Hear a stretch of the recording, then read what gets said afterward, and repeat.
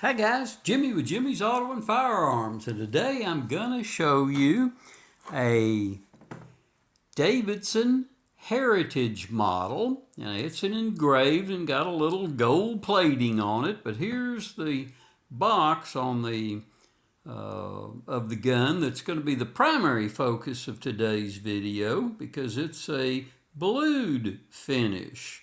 The model is O1911C-38-DHM, and that does stand for Davidson Heritage Model. And Davidson, as most of y'all know, is a distributor of firearms, a wholesaler. They sell to gun stores around the country, and so they're a distributor. But I've got this other firearm laying here. I have a video of it posted up. I posted it, I think, back in August of last year. And this is the same model, but in the stainless version.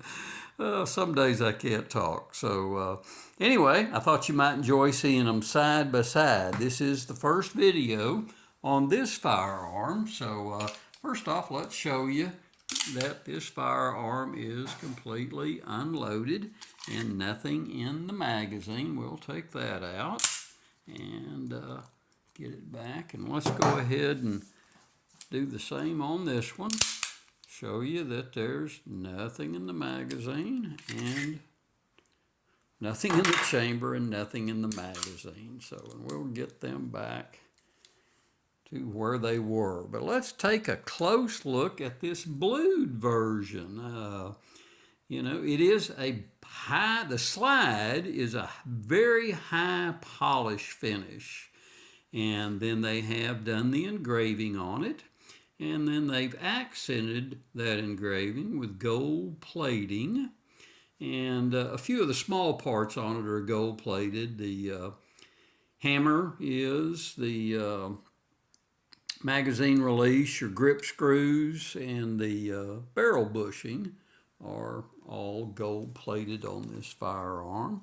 But there's a look at the engraving on that side, and then here's a look at the engraving on this side.